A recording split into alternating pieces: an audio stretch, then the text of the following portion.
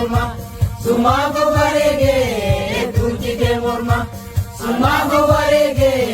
tujite morma alaba gorji bitu bilisuma baji oromota ibsitu enyuma simulli sudarbe lukungo takuma diganga sidamna nutistarre orma sidaba chudira nutistarre orma sidaba chudira nutistarre orma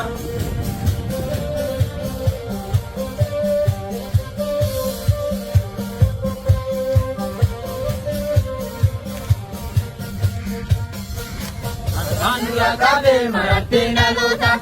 Ture jalan kale kaware gamtoda Nutade argamte badi oromoda Ibati mullimna ware gamagota Nutade argamte badi oromoda Ibati mullimna ladabi godota Ibati mullimna ladabi godota Ormana jujante wagota pirate Asali galabe bajete dabate Kakali oromo kawabi sikae Itige mulate adunya wargae Kakali oromo kawabi sikae Itige mulate adunya wargae Araba koti nijubi summa Baji oromo ta isitu enyuma Simuli sugarbe nukungo takuma Hidangga sidamna nutistarre orma Silaba chukira nutistarre orma Silaba chukira nutistarre orma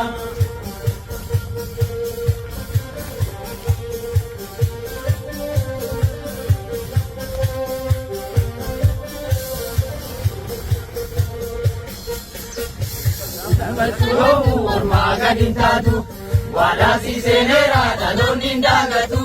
Warega maluku asanu gabatu Kafalu kopida daloni kumatu Warega maluku asanu gabatu Kafalu kopida daloni kumatu Simuli sujira bagi kor kamne Begada walala kuda walikone Undu bakajiru kapsoda pilire Kuriusi opida walitana ire Undu bakajiru kapsoda pilire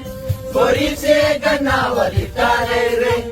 Boripse kana walitana ire Alaba korji bitu bilisuma Padi oromota ibsitu enyuma Simuli sudarbe lukungo takuma Iganga silamna nutistarre orma Silaba chudira nutistarre orma Silaba chudira nutistarre orma